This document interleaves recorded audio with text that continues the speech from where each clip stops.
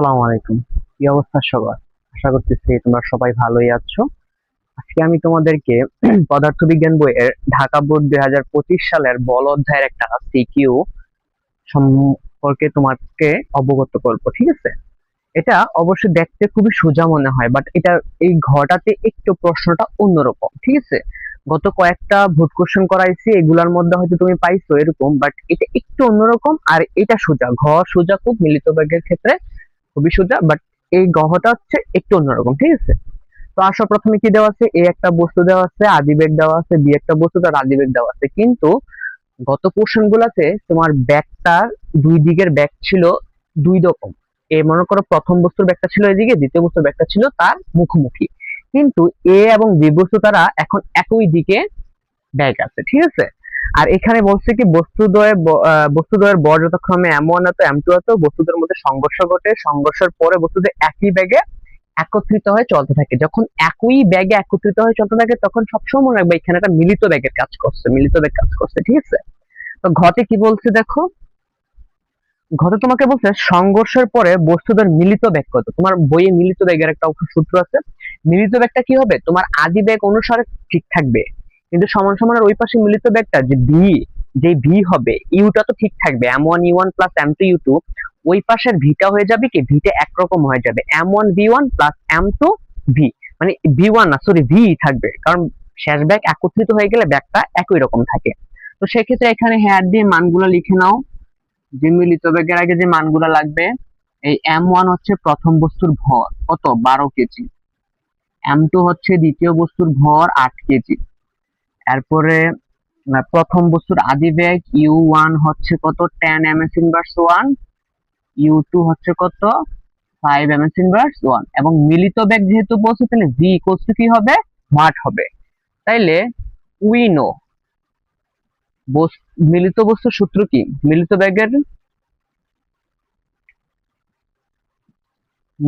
বেগের ক্ষেত্রে সূত্র হবে v equal to m1 plus u1, m1 u1 plus m2 u2 divided by m1 প্লাস m2। এই সূত্রটা কোথা থেকে আসছে জানো? এটা হচ্ছে এখান থেকে আসছে, m1 u1 plus m2 u2 equals to m1 v plus m2 v। তাইলে এখান থেকে এই পাশটা যেভাবে আছে তুমি এভাবে রেখে দাও, এখান থেকে v কমন যায় না, তাহলে m1 প্লাস কি হয়, m2 হয়। এই ভি এর মান তুমি বের করো, তাহলে এইটার পাশে গুণ আছে, এই পাশে আসলে কি হবে, ভাগ হয়ে যাবে, ঠিক আছে? এই যে m1 প্লাস m2 ইকুয়ালস টু v। এই যে দেখো, এই যে এই ফরম্যাটটা আমি ডাইরেক্ট লিখে দিচ্ছি, ঠিক আছে? তুমি এটাকে ডাইরেক্ট লিখে দিলেও হবে, সমস্যা নেই, কোনো সমস্যা নাই, ঠিক আছে? আচ্ছা, এবার আসো, আমরা কি করি, এখন শুধু আমরা মান বসাবো, ঠিক আছে? মান বসাবো, আর কিছুই না। m1 এর মান কত, 12 প্লাস u1 এর মান কত, 10, m2 এর মান হচ্ছে কত, 8, u2 এর মান কত, 5। তাহলে m1 প্লাস m2 কত, 12 প্লাস 8। এখন হিসাব করে দেখো কত হয়, 12 plus 10 plus 8 into 5 divided by 12 plus 8। হ্যাঁ, m1 প্লাস m2, এটা প্লাস না, এটা m 12 ইন্টু 10 হবে, সরি, 12 ইন্টু 10, 12 ইন্টু 10 কত হবে, 8। আনসার কত, 8। এই যে এখানে 8 ms ইনভার্স 1 হবে, শেষ। এটাই হচ্ছে তোমার মিলিত বেগের আনসার, ঠিক আছে? এই যে দেখো, মিলিত বেগ বসাইছি, এটা আনসার পেয়ে গেছে। অঙ্ক এটা একেবারেই সোজা। অঙ্কের টুইস্ট হচ্ছে তোমার পরের অঙ্কটাতে, ঠিক আছে? অঙ্কের মজার বিষয় হচ্ছে তোমার পরের অঙ্কটাতে। আসো দেখি, পরের অঙ্কটা থেকে বলছে সংঘর্ষটিকে স্থিতিস্থাপক গাণিতিক ভাবে বিশ্লেষণ করো। মনে রাখবা, স্থিতিস্থাপক বিষয় হচ্ছে এই বল অধ্যায়ের ক্ষেত্রে স্থিতিস্থাপক মেনে চলবে দুইটা বিষয়ের উপর। ভরবেগের সংরক্ষণশীলতাও মানতে হবে, গতিশক্তির সংরক্ষণশীলতাও মানতে হবে। তাইলে তোমাকে কি করতে হবে, প্রথমে ভরবেগের সংরক্ষণশীলতা দিয়ে মান বের করতে হবে। যদি এটা মিলে, দুইটা সংঘর্ষ হওয়ার আগে এবং পরে বেটার। এবং গতিশক্তির ক্ষেত্রেও সংঘর্ষ হওয়ার আগে পরে মিলাইতে হবে। যদি ভরবেগের সংরক্ষণশীলতাও মানে, গতিশক্তিও মানে, তাহলে স্থিতিস্থাপক কি হবে, আর যদি একটা মানে আবার আরেকটা না মানে তাহলে স্থিতিস্থাপক কি হবে না। ঠিক আছে, তো বিষয়টা আশা করি। তাহলে এখন দেখো শুধু ভরবেগের সংরক্ষণশীলতার ক্ষেত্রে বের করি আমরা আগে। ভরবেগের সংরক্ষণশীলতার ক্ষেত্রে, আচ্ছা ভরবেগের সংরক্ষণশীলতার ক্ষেত্রে আমরা কি বের করব? প্রথমে সংঘর্ষ হওয়ার আগে বস্তুর ভরবেগ বের করব। ঠিক আছে, সংঘর্ষ হবার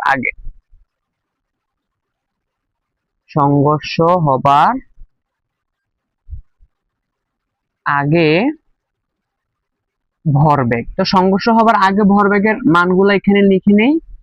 হেয়ার দিয়ে m1 ইকুয়ালস টু কত, 12 কেজি। ঠিক আছে, m2 হচ্ছে 8 কেজি, u1 হচ্ছে 10 ms ইনভার্স 1, u2 হচ্ছে কত, এ সরি u2 হচ্ছে 5 ms ইনভার্স 1। তাহলে সংঘর্ষ হবার আগে ভরবেগটা কি হবে, m1 u1 plus m2 u2। তাহলে মান বসাও, m1 কত, 12 ইন্টু 10 প্লাস 8 ইন্টু 5, তাহলে 12 ইন্টু 10 কত হয়, 120। ঠিক আছে, 12 ইন্টু 10 যোগ 8 ইন্টু 5 কত হয়, 160। কত হবে এটা, 160। আর ভরবেগের একক হচ্ছে কেজি মিটার পার সেকেন্ড। এটা হচ্ছে সংঘর্ষ হওয়ার আগেরটা বের করছে, এখন আমরা বের করব সংঘর্ষ হওয়ার পরেরটা। ঠিক আছে, সংঘর্ষ হবার পরে ভরবেগ। তাহলে দেখো সংঘর্ষ হওয়ার পরে কিন্তু বলছে কি ব্যাগটা একত্রিত হয়ে যায়, একত্রিত হয়ে গেলে ব্যাগটা কি থাকবে, একটা থাকবে। ঠিক আছে, তাহলে এটা কি হবে, m1 প্লাস m2 ইন্টু ভি।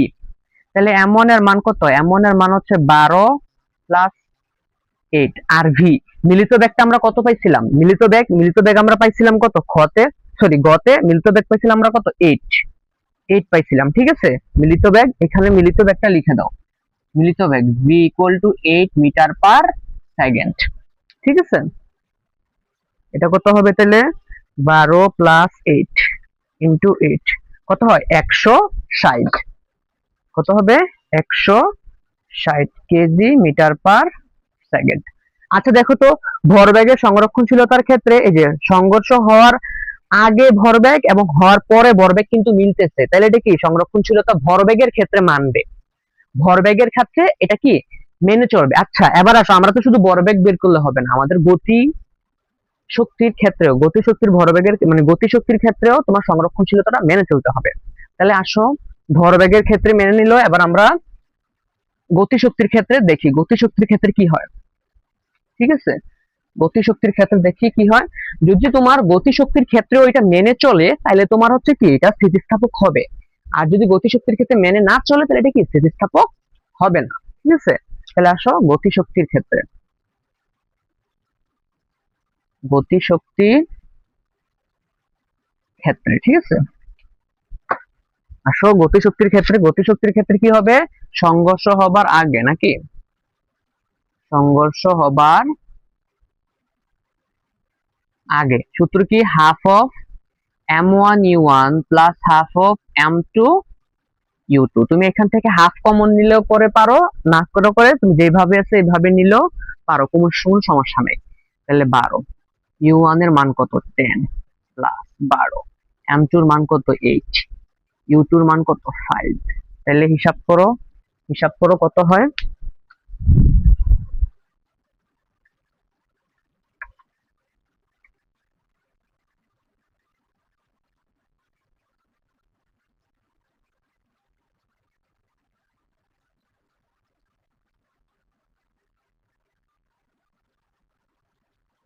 বারো, 10, 8, 5।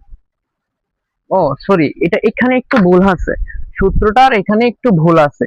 দেখো m1 u1 স্কোয়ার হবে, এগুলো স্কোয়ার হবে সূত্রটা কি, half of m1 u1 square plus half of m2 u2 square. ঠিক আছে,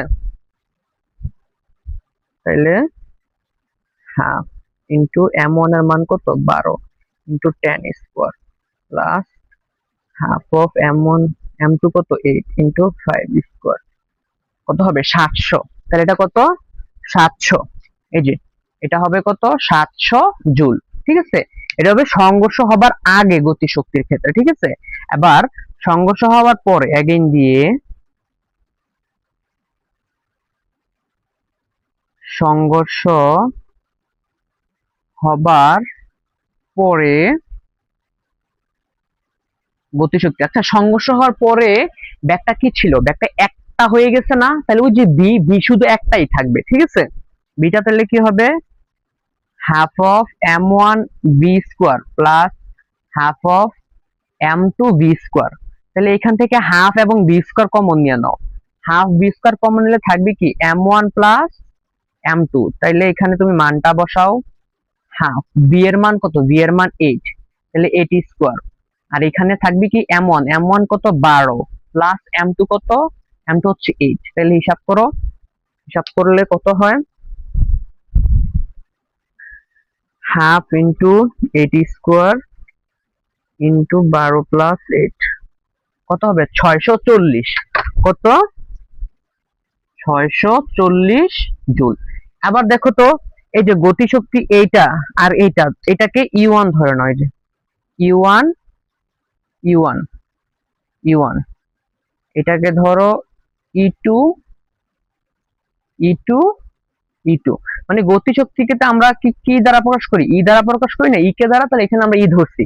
তাহলে এখানে সুতরাং দেখো তো E1 নট ইকুয়াল E2 কিন্তু হচ্ছে। এই যে দেখো E1 এবং E2 কিন্তু মিলতেছে না। তাহলে এটা গতিশক্তি সংরক্ষণশীলতা মেনে চলবে? তাহলে যদি গতিশক্তি সংরক্ষণশীলতা মেনে না চলে, তাহলে কি সংঘর্ষটি কি স্থিতিস্থাপক হবে? অবশ্যই না, কারণ আমরা স্থিতিস্থাপকের ক্ষেত্রে নিয়ম জানি কি ভরবেগের সংরক্ষণশীলতাও মানবে, গতিশক্তির সংরক্ষণশীলতাও মানবে।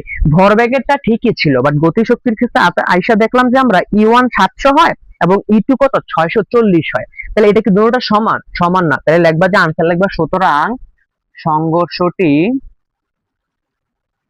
স্থিতিস্থাপকতা